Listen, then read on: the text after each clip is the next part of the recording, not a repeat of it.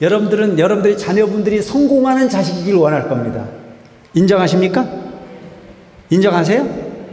인정하시는 여러분들은 여러분들이 자녀분들이 인간관계를 잘 맺으라고 가르칩니까? 공부 열심히 하라고 가르칩니까? 뭘 가르칩니까? 저는 이런 결과를 우리가 쓸 줄 아는 지혜로움이 필요하다는 얘기예요. 인과관계를 어떻게 만들어 갈 거냐. 그래서 그들이 이야기하는 성공의 비결은 세 가지가 있었다는 거예요. 인과의 관계를 맺어가는 세 가지 방법. 그 첫째는 반갑습니다.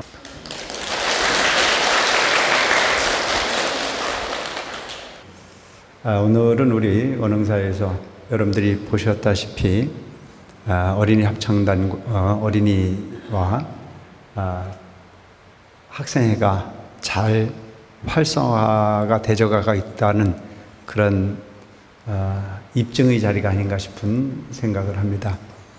어린이 합창단을 만든 지가 크게 오래되지 않았는데도 불구하고 작년에 이어서 올해까지 우리 천태종 총본산에서 주최하는 전국 합창제에서 오늘 5 종목에서 모두 두각을 나타내는 그런 평가를 받게 됐습니다.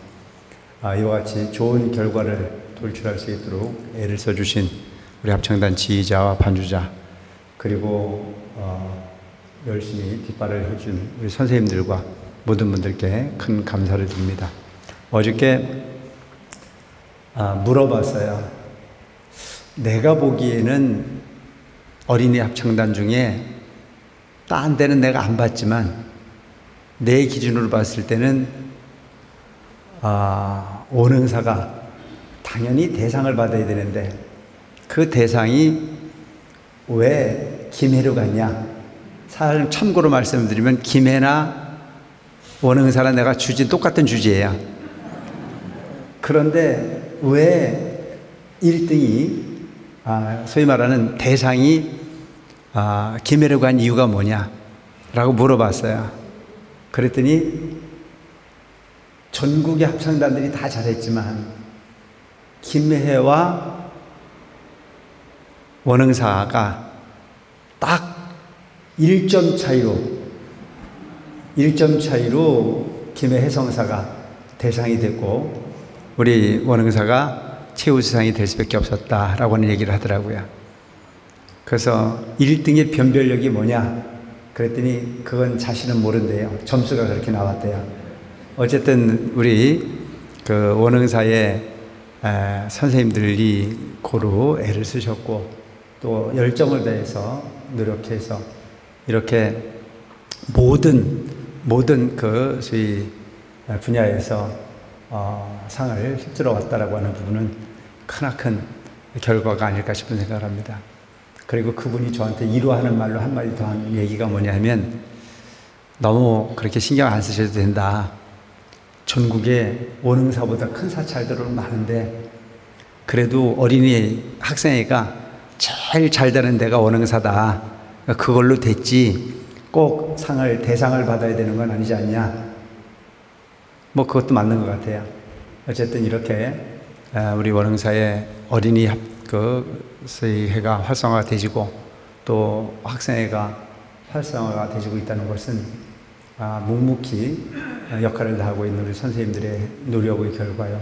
또한 믿고 맡겨주시는 우리 그 학부모님들의 어떤 그런 믿음의 결과가 아닐까 싶은 생각을 합니다.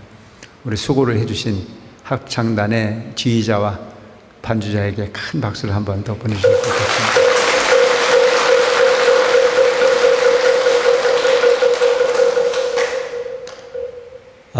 우리가 사는 세상을 부처님께서는 고해 중생이다 이렇게 얘기를 합니다. 고해 중생이다. 고통의 바다에서 부침하는 삶이 우리의 삶이다. 잘 생각해 보면 처음부터 지금까지 모든 인류는 행복하기 위해서 연구를 합니다. 왜 사느냐고 물으면 행복하기 위해서 노력을 하고 행복하기 위해서 삽니다. 그런데 그 행복을 완성했다라고 말씀하시는 분은 흔치 않습니다. 행복을 위해서 일을 하고 행복을 위해서 모든 열정을 다합니다. 유일하게 그 행복을 완성하신 분이 있다면 딱 한 분, 부처님 외에는 없다라고 정의를 해도 될 정도로 행복을 완성하신 분, 귀하다고 볼 수가 있어요. 우리가 이 자리에 앉아 있는 이유도 바로 그 행복의 완성자이신 부처님 가르침을 통해서 어떻게 하면 행복할까 싶어서 그 방법을 얻고자 하는 마음으로 이 자리에 앉아 계시는 것 같은데, 제가 이야기하는 부분이 맞습니까? 여러분들이 절에 오신 이유가 뭐죠? 부처님 위해서요? 돈 때문에요? 행복하려고 온 거예요. 행복하려고. 그래서 행복의 완성자이신 그 부처님에게 어떻게 하면 행복할까라고 하는 부분이 방법을 얻기 위해서 왔다. 그럼 어떤 것이 행복한 거냐? 만족하면 행복이요, 불만족하면 불행이다. 그러니까 만족이라고 하는 부분의 선은 누가 만든 거냐? 우리는 흔히 바깥 경계에 만족과 불만족이 있는 것처럼 생각하지만 사실은 내 마음의 영역에 만족과 불만족의 영역을 설정하고 있습니다. 어떤 사람은 100만 원만 벌었는데도 행복해하는 사람이 있는가 하면, 어떤 사람은 1000만 원을 벌었는데도 불행해하는 사람이 있습니다. 어떤 사람은 자식이 없어서 불행하다라고 말하는 사람이 있는가 하면, 어떤 사람은 자식이 너무 많아서 외인수라고 말하는 사람도 있습니다. 묘하지 않습니까? 어떤 사람은 자식을 얻고 싶어서 일구월심 자식 하나만 가지면 원하는 바가 없겠다. 그래서 그것이 근심이 돼서 일구월심 기도로 일관하는 분들이 계세요. 또 어느 쪽에 가보면 자식이 속을 새겨서 세상에 인수가 없어서 자식이 인수입니까? 그런 부분의 삶을 우리가 본다면 이 세상의 삶은 절대 행복과 절대의 불행이 존재하지 않는다. 무엇이 문제인가? 마음이 문제이다. 그래서 부처님께서 말씀하신 부분은 심즉 시불이라. 마음이 즉 부처라. 오늘날 우리는 바깥 경계의 부처님을 찾고자 하고 바깥 경계의 부처님을 친견하고자 하지만 사실은 궁극 돌아오면 내 마음속에 부처를 찾는 것 자체가 불교의 핵심이 아닐까 싶은 생각을 합니다. 그래서 부처님께서는 일체 중생이 시류풀성이라, 일체의 모든 중생에게 부처의 성품이 있다. 찾아보셨어요? 여러분들이 마음속에 부처가 있다는데 보여요? 안 보여요? 제가 여러 번 얘기를 했는데요. 여러분들 마음속에 부처가 있다. 아니, 내 마음속엔 중생만 있던데요. 내 마음속에는 부처는 보이지 않고 중생만 보이더라. 근데 여러분들이 마음속에 부처가 가끔 있었어요. 모든 존재에게 자비심이라는 게 존재하고 있어요. 아주 못됐다고 생각을 했는데도 가끔은 누군가가 측은해 보일 때가 있어요, 없어요? 여러분, 그렇잖아요. 옆에 다가오는 가장 가까운 인연이 밉다가도 어느 순간인가 그가 측은해 보일 때가 있고, 어느 순간에가 그게 불쌍하게 보여서 그에게 뭔가를 주고 싶다라고 하는 생각이 들 때가 있어요, 없어요? 에? 그 마음이 부처예요. 그 마음. 항상 좋았던 마음인데도 어느 순간에 몸이 아프거나 어느 순간에 힘든 삶이 반복됐을 때는 나도 모르는 순간에 화가 쌓이고 주는 거 없이 미울 때가 있어요, 없어요? 그게 뭐냐면 지옥이에요. 여러분들이 마음속에 때로는 지옥이 열리고 때로는 정토가 열리는 우리인 속성을 가지고 산다.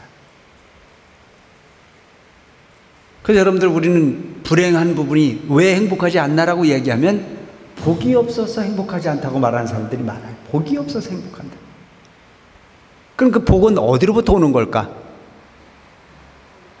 우리는 복은 저 하늘에서 떨어지는 걸로 알고 있고, 누군가의 능력이 있는 존재가 나한테 퍼주는 것 정도를 복이라고 생각하는 분들이 많이 계시지만, 불교에서는 복을 받으라는 이야기를 하기보다는 복을 지으라는 얘기를 많이 합니다. 복 받으세요라고 하는 얘기는 일반 바깥 경제에서 많이 복 받으라는 얘기를 하지만, 절에서는 흔히 복을 지으라는 얘기를 합니다. 그래서 복은, 불교의 논리에서는 복을 받기 위해서는 복을 지어야 된다는 얘기예요. 농사를 짓지 않으면 가을의 결실을 얻을 수 없듯이, 노력을 하지 않으면 결과를 얻을 수 없듯이, 복이라고 하는 부분도 반드시 짓는 사람에게 올 수 있는 것이라. 지어놓은 복은 받으라고 말 안 해도 받아야 안 받아야? 에? 받으라고 말 안 해도 복은 그냥 저절로 찾아오게 돼 있어. 가끔 여러분들이 절에 오셔서 등을 기거나 뭐 접수를 할 때 우리 주소가 잘못돼가지고 삐지는 사람들도 가끔 있거든요. 우리 집 번지수가 틀렸다, 이름이 틀렸다. 근데 딴 존재는 이름자가 틀리거나 주소가 틀려서 헷갈리는 경우가 있지만, 복이라고 하는 부분은요, 주소 없어도 잘 찾아가니까 신경 쓰지 마세요. 이건 아주 정확한 거예요.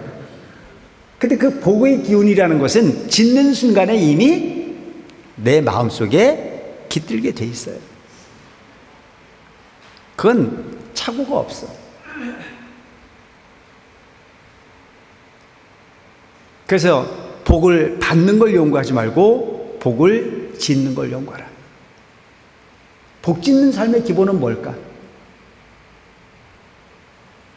마음입니다. 그래서 복 없는 사람들이 나는 전생에 지은 복이 없어 복 질 수 있는 기회가 없다고 말하는 사람들 많이 있지만, 그렇지 않습니다. 첫째, 복을 짓는 부분이 덕목의 기본은 인상 쓰지 말고 웃고 사시기 바랍니다. 웃는데 돈 들어요?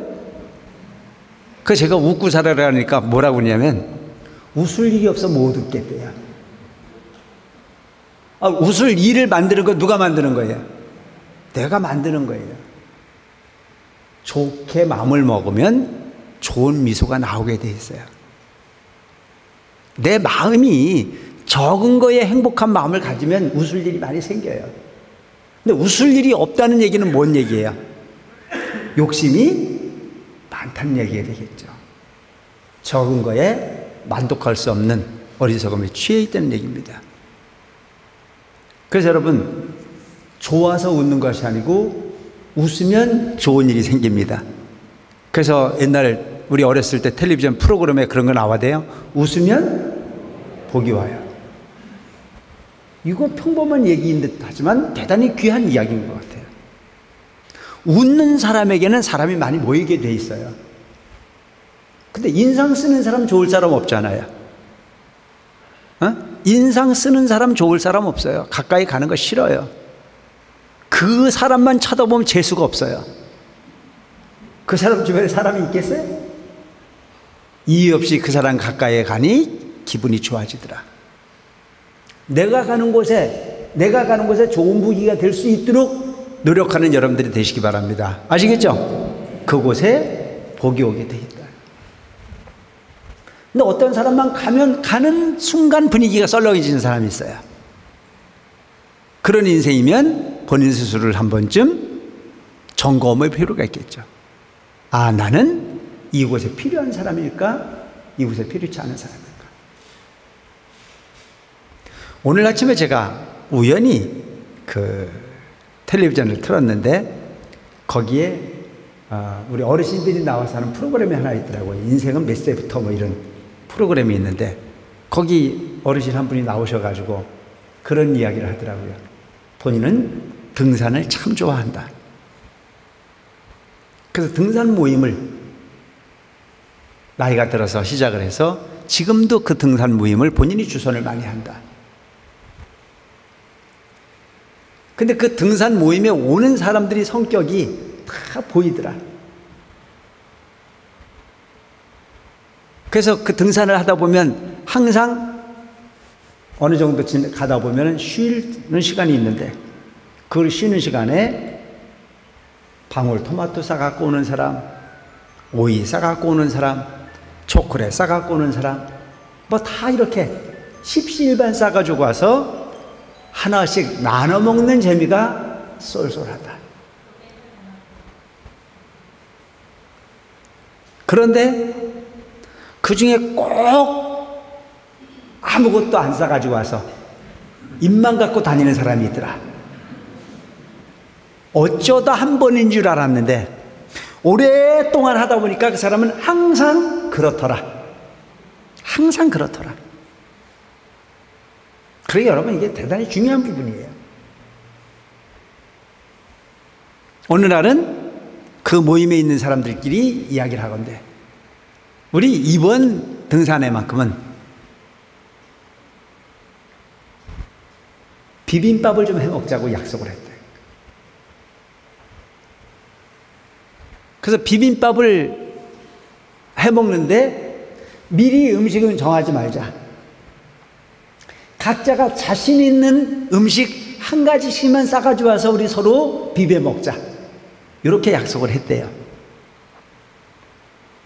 그리고 약속 장소에 가서 점심시간이 됐는데 딴 사람들은 밥과 반찬 한 가지씩을 가져오되 여러 사람이 먹을 수 있는 넉넉한 반찬을 싸가지고 와서 아주 멋들어진 비빔밥 모임을 할 수 있었다.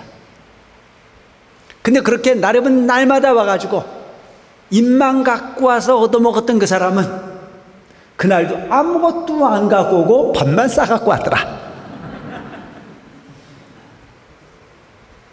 그래서 그 주최를 하는 그 어르신이 그렇게 얘기를 했다는 거예요.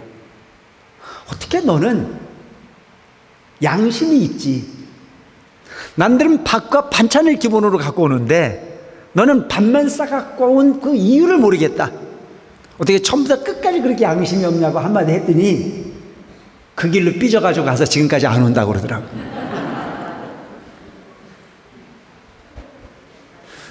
왜 인생을 그렇게 살까요? 모든 사람들이 내가 하는 행동을 모를 거라고 생각하지만 세상에 가장 어리석은 것은 자기 자신만이 자신을 모른다는 사실입니다. 남들은 다 알고 있는데도 불구하고 나만 모르고 사는 그 어리석음의 삶이 가장 괴로운 인생이더라. 불교는 남을 아는 종교가 아닙니다. 불교는 내 자신을 내가 보는 종교입니다. 그래서 불교는 관조라고 해요. 신불반조면 강경무익이라. 내 마음을 비춰보지 않으면 아무리 많은 경전을 본들 가치가 없다라고 하는 이야기입니다. 부처님의 경전을 읽는 것 자체는 아난이 이걸 했다, 누군가가 그렇게 들었다라고 하는 내용이 중요한 것이 아니고 그 순간 듣는 나는 아난이 아닌 내 자신이 되어져서 부처님 말씀을 경청하고 부처님 가르침을 듣고 나를 대입시켜서 나를 비춰볼 수 있는 부분이었을 때 가치 있는 불교의 공부가 된다는 사실을 꼭 잊지 않는 여러분들이 됐으면 좋겠습니다. 아시겠죠? 불교는 나를 보고 나를 고치는 종교예요. 남이 이러고 저러고는 아무 의미가 없다는 사실입니다. 여러분, 웃을 수 있는 일을 많이 만드시는 여러분들이 되시기 바랍니다. 내 스스로가 웃을 수 있는 일은 뭘까요? 여러분, 내가 내 자신을 이해하기보다는 내가 그 누군가를 위하는 마음을 냈을 때 웃을 수 있습니다. 여유로울 수 있습니다. 내가 내 자신을 위해서 욕심을 내는 부분에서는 절대 즐거운 웃음이 존재하지 않습니다. 오직 쓴웃음만이 존재할 뿐입니다. 적은 이익에 눈멀지 말고 나를 희생해서 상대방에게 이익을 나눠줄 수 있는 보살행을 실행했을 때 그것 자체가 가장 가치 있는 삶이요 가장 완벽한 투자일 수 있다는 점을 우리는 알고 갈 필요가 있다. 그래서 복을 받으려거든 웃을 일을 많이 해라.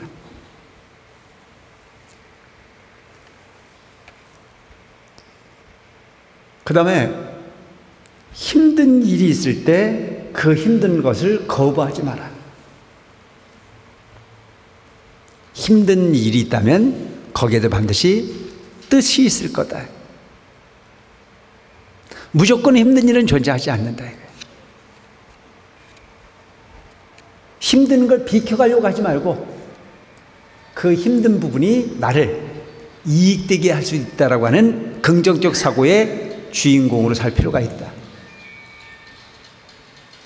여러분, 대추나무에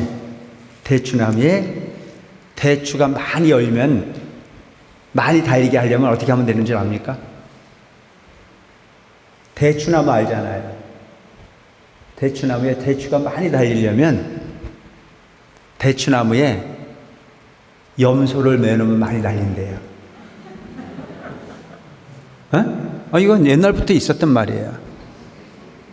대추나무에 대추를 많이 열리게 하려면 염소를 붙들어 매놔라. 근데 이 염소라고 하는 부분은 특징이 뭐냐면 이리 도망가고 저리 도망가서 염소를 붙들어 매놓으면 대추나무가 괴롭대요. 그래서 대추나무에 발도 못한 시련을 주면 그 대추나무는 죽기 전에 자식을 많이 낳아야 된다는 생각을 가지고 대추를 많이 열리게 한대요. 여러분, 우리 인생도 거의 그와 같지 않다고 생각합니까? 어느 때 자식을 많이 낳던가요? 요즘 우리 삶은 자식을 많이 낳지 않는 시대가 돼버렸지만 왜 자식을 많이 낳지 않습니까? 왜? 안 물어보셨어요? 내가 물어봤어요.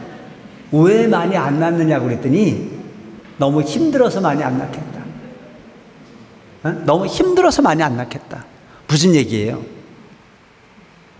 현실의 삶이 요 정도로 됐지 그 이상도 그 이하도 누구인가야 보험 들기 싫다.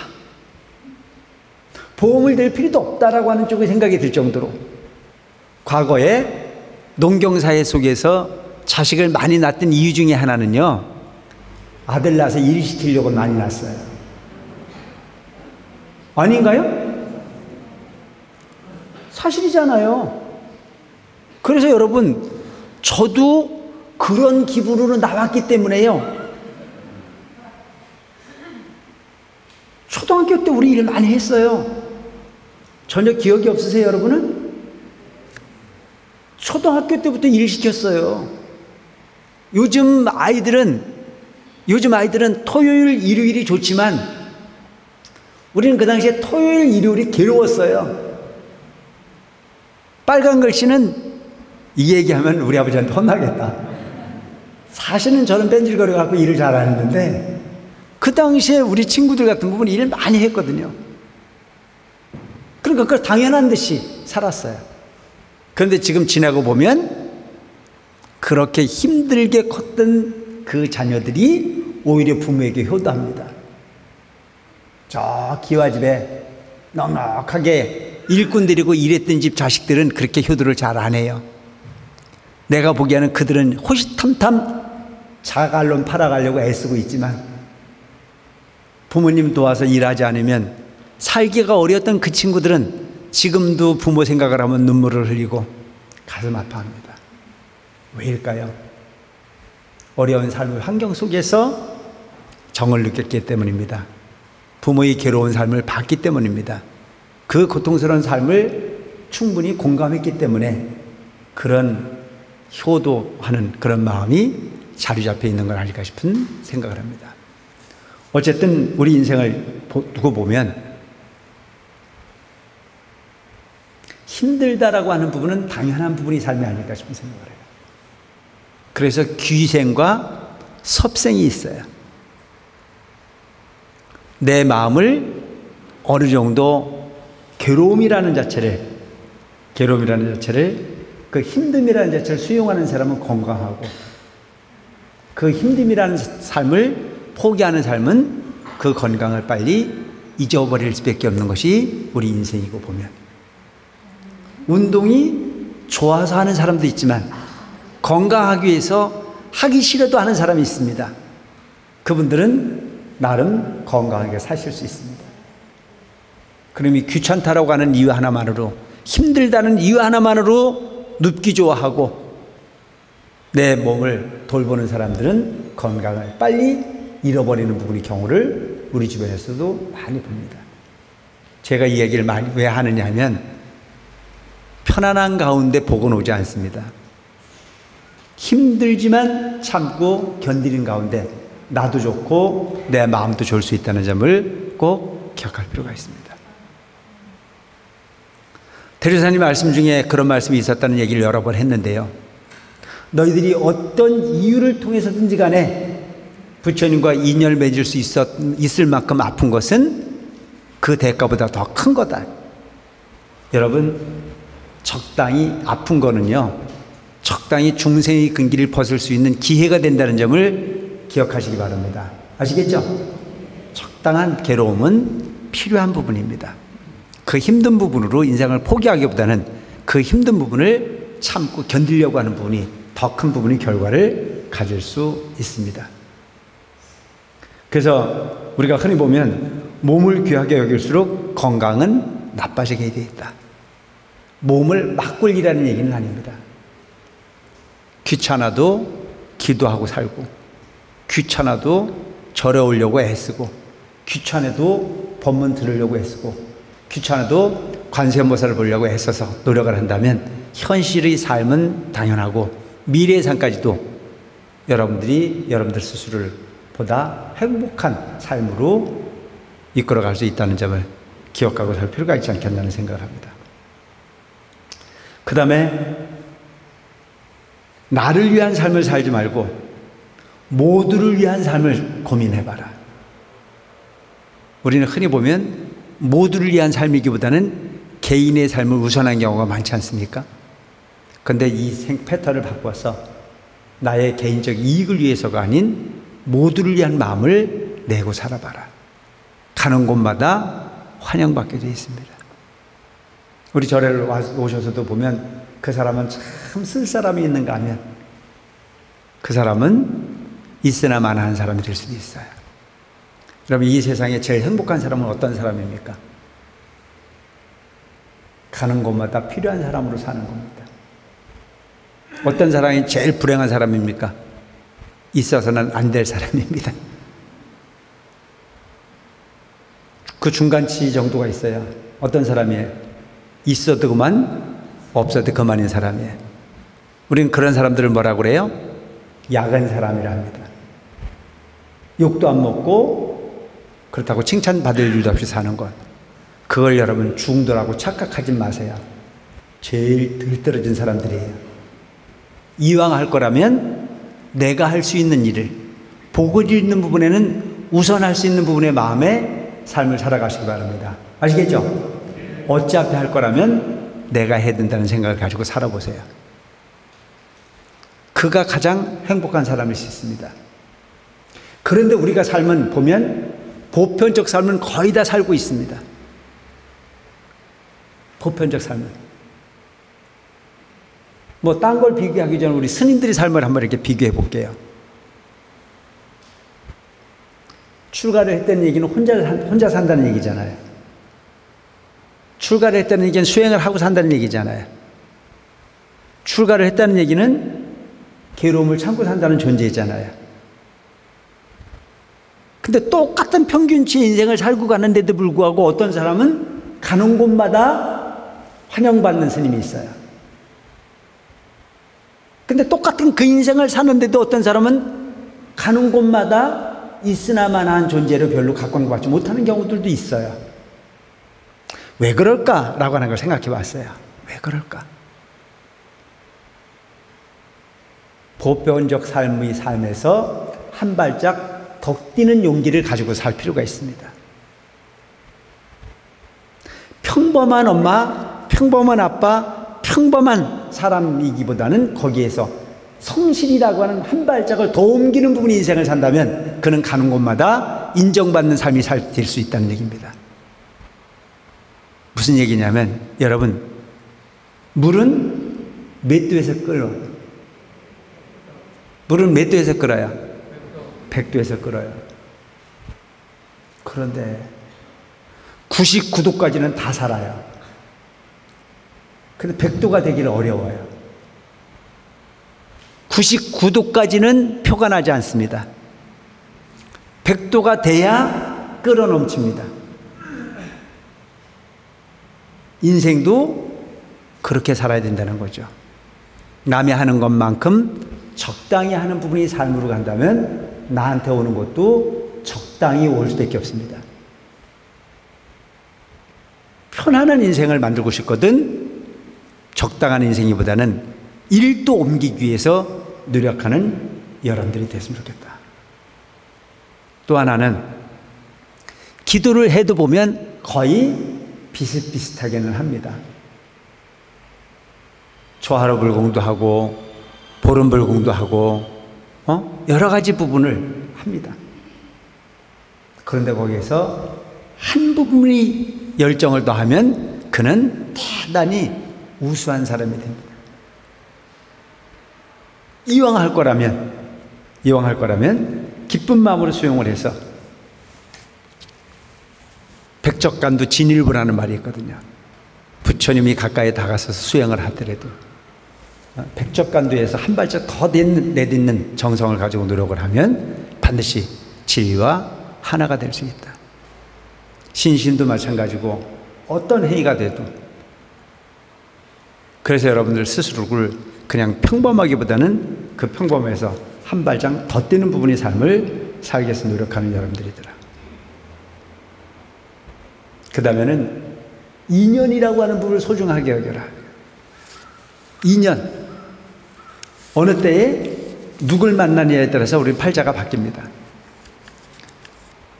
미국의 카네기 공대 졸업생들한테 삶의 결과를 추적해서 성공 비율에 대한 부분을 조사한 부분이 있어요. 카네기 공대. 그 공대 졸업생들을 추적을 해서 성공한 사람들에게 성공의 비법을 물어봤어요. 근데 거기에서 보면 기술 지식이라고 하는 부분을 성공했다고 믿는 사람은 15%밖에 안 됐대요. 15%. 나머지 85%는 인간관계로 인해서 성공을 할 수 있었다라고 이야기를 하더랍니다. 그럼 여러분들 자녀분들에게 여러분들은 뭘 가르쳐야 될까요? 여러분들은 여러분들의 자녀분들이 성공하는 자식이길 원할 겁니다. 인정하십니까?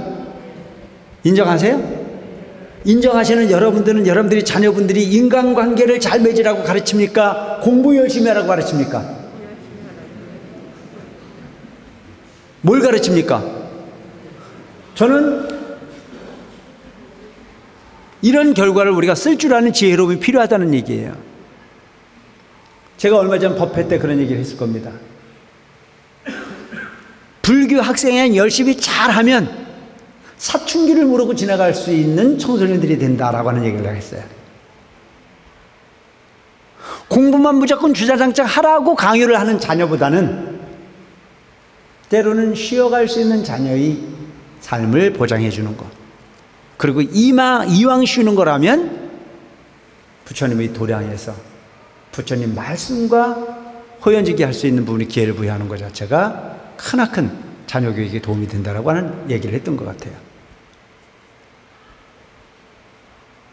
무조건 공부만 시킨다고 성공하는 부분은 아니라는 얘기죠. 인과관계를 어떻게 만들어 갈 거냐. 그래서 그들이 이야기하는 성공의 비결은 세 가지가 있었다는 거예요. 인과의 관계를 맺어가는 세 가지 방법. 그 첫째는 입의 방문이었다. 누군가를 입으로 찾아가라. 어떻게 찾아가는 겁니까? 심심해서 누군가가 나한테 전화해 주는 거 아니에요. 그도 바쁜 사람이지만 관심이 있기 때문에 표현해 주는 게 전화입니다. 그것이 EV 방문이랍니다. 뭔 얘기인지 알겠죠? 오늘부터라도 요즘 전화한다고 비용 많이 나오는 것도 아니더라고요. 거의 대부분이 무제한을 쓰고 있고 용량을 다 못 쓰는 그런 형태의 딴 데이터는 그 데이터가 줄어서 활용을 못하지만 전화 통화하는 부분은 요금하고 관련 없이 통화가 가능한 게 전화라고 들었습니다. 맞습니까? 그 전화가 우울증 걸려 있어요. 인색하잖아요. 부모님한테 전화드리고 친구한테도 전화해보고 도반들한테도 전화를 해보고 사실은 보면 제가 마산 사막사에 내가 처음 내려왔을 때 법화경을 시작을 했어요. 제가 오기 전에는 법화경을 읽기만 했대요. 그래서 법화경 이야기를 하니까 안 된대요. 사람 안 모인대요. 모여봐야 20, 30명 모이고 재미가 없대요. 그래서 우리 한번 해보자. 그래서 법화경 강의를 시작했죠. 거의 200명 이상 수준이 꾸준하게 이어져 가고 있었어요. 난 그게 왜 그렇게 되는 건지 잘 몰랐어요. 착각이었어요. 내가 강의를 꽤 잘하는가 보다 이렇게 착각했었죠. 그런데 그게 아니었습니다. 어떤 신도가 그 법화경 등록한 사람들이 전화번호를 취합해가지고 시간 되는 대로 전화를 해준 거예요.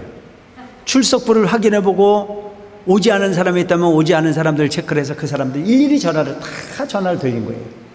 무슨 일이 있습니까? 뭔 일이신데 법화경의 강의에 빠지셨네요 라고 물어보면 그가 하는 얘기가 감기에 걸렸어요. 집에 좀 일이 있었습니다. 궁금해서 전화드렸습니다. 항상 공부하셨던 분이 안 보이길래 전화를 드렸죠. 전화 받는 그분들이 기분 나빠하는 사람이 하나도 없고 다 좋아하더랍니다. 그런 부분들이 법화경 강의에 그 인원을 꾸준하게 이어갈 수 있는 비결의 하나였습니다. 그런 전화를 받으신 분은 어떤 마음이었을까요? 내가 절에를 가고 안 가는 거에 대해서 이렇게 관심을 써주니 감사하구나. 어떤 일이 있어도 다음만큼은 빠지지 말아야지라고 하는 마음이 생기겠죠. 그런 부분의 가치. 저는 이 세상에 그 어떤 즐거움보다도 아주 완벽한 즐거움이 방법일 수 있다고 생각합니다. 오든지 갈든지 발이 없어 눈이 없어 지가 알아서 하겠지 라고 말하는 부분은 너무 인색한 무미건조한 인생일 수밖에 없습니다. 촉촉한 비를 맞아야 싹이 클 수 있듯이 우리 모든 불자들이 자비라고 하는 부분이 마음을 가지고 있어서 그 자비에 베풀어 행할 수 있는 부분이 용기가 있다면 모두가 넉넉한 모두가 촉촉한 부처님의 자비 테두리 안에 함께 살 수 있지 않을까 싶은 생각을 합니다. 꿈에서 만나는 부처님만 바라지 말고 우리 스스로가 부처의 행위를 실행할 수 있다면 용기 있게 실행할 수 있는 우리 원흥사 신도님들이 됐으면 좋겠다는 생각이 들어요. 그래서 EV 방문이라. 두 번째는 손의 방문이라. 성공하는 사람들이 누군가를 찾아가는데 전화로 해서 입으로 안부를 묻고 거기에서 조금 성의를 다한다면 편지 한 장을 쓴다는 겁니다. 문자 하나 받는 거하고 또 다른 부분의 느낌일 수 있겠죠. 어디인가 여행을 한번 가서라도 그냥 누군가를 떠올려 몇 자 끄적거려서 보내주면 그는 큰 감동을 받는다.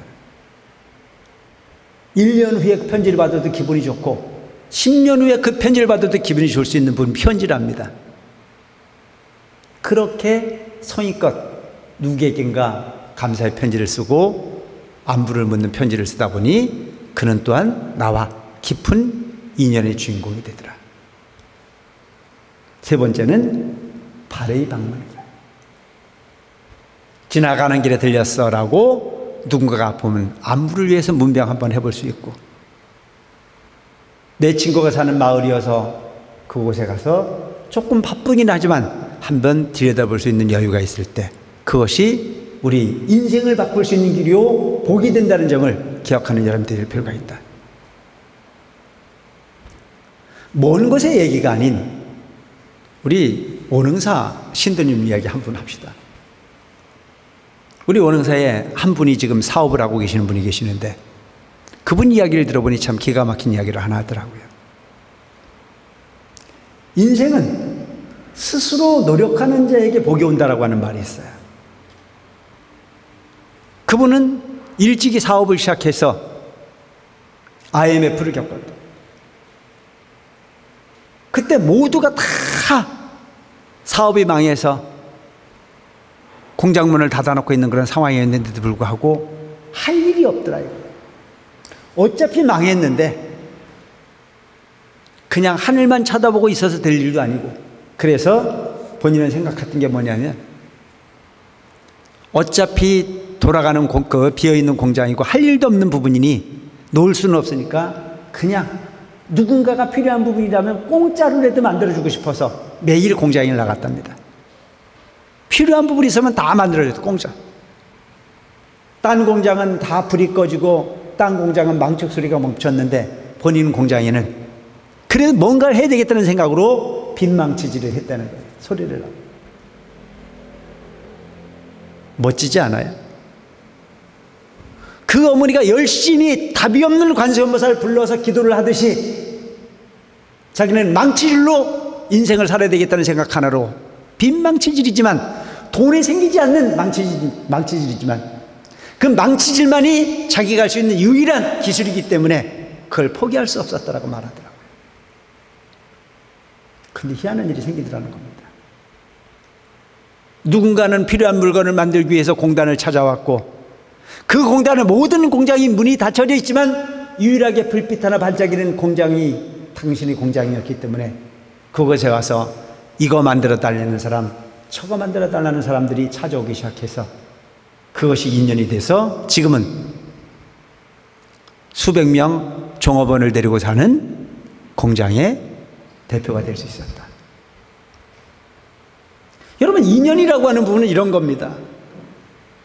복은 꿈속에서 부처님이 놔두시는 것이 아니고 우리를 스스로가 할 수 있다는 생각을 가지고 좋은 인연을 갖기 위해서 포기하지 않았을 때 여러분들은 복의 중심에 쓸 수 있다는 점을 기억하는 불자가 됐으면 좋겠다. 답을 가지고 사는 인생은 없습니다. 답을 모르고 가는 삶이 인생입니다. 그래서 오늘날 우리는 그런 얘기를 많이 합니다. 그때 이걸 알았으면 이런 일이 없었을 텐데 라고 다 말합니다. 주로 그런 말을 많이 하는 사람인데 어떤 사람입니까? 저 공직자 후보자가 돼가지고 청문회를 하거나 그러면 보면 떨어서 먼지가 다 나잖아요. 그분들이 후회하는 게 뭐예요? 내가 장관 될 줄 알았으면 이 짓은 안 하는 건데, 내가 이런 기회가 나한테 올 줄 알았으면 이 짓을 안 하는 건데 라고 다 후회를 합니다. 그 얘기를 들어보면 우리 인생은 알고 쓰는 답이 아니다. 모르고 쓰는 가운데 답을 구하는 부분이 우리 삶이니까. 오직 그 답을 쓰는 부분이 원리는 지금 이야기하는 인연의 소중함을 가지고 가라. 내가 포기하지 않고 그 인연을 만나기 위해서 노력을 하다 보면 반드시 내가 필요한 부분 인연을 만나게 되어 있는 부분이다. 귀를 세워라. 마음을 세워라. 그리고 철저하게 자기 자신을 관주해봐라.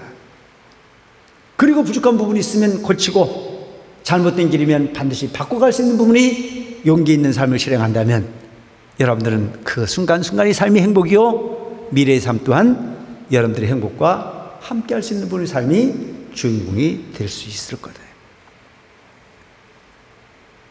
답을 모르십니까? 원흥사를 오세요. 인생이 궁금하십니까? 관세음보살을 부르세요. 삶이 고달픕니까? 부처님 지혜를 만나기 위해서 노력하십시오. 되는 일이 없습니까? 복을 주시기 바랍니다. 내게 주변 사람이 오지 않는다면 나는 사람을 좋아하지 않는 사람이 될 겁니다. 내가 먼저 사람을 좋아하는 여러분들이 되시기 바랍니다. 누군가가 날 찾아오지 않으면 여러분들이 먼저 찾아가는 여러분들이 되시기 바랍니다. 절에 오셔서 도반이 없으십니까? 여러분들 스스로가 멋진 도반이 되십시오. 그러면 여러분들은 행복한 삶, 여유 있는 삶, 죽어서 정토를 구하는 여러분들이 아닌 현실 속에 정토의 주인공이 바로 여러분들 자신이라는 점을 발견할 수 있을 거라고 생각합니다. 포기하지 말고 부처님 가르침을 만난 부분만으로도 내 인생 크게 변화시킬 수 있고, 나는 행복이라고 하는 부분이 답의 완성자가 될 수 있다는 희망을 가지고 정진하는 여러분들이 되십사 하는 부탁의 말씀을 드리면서 오늘 본문을 맺겠습니다. 고맙습니다.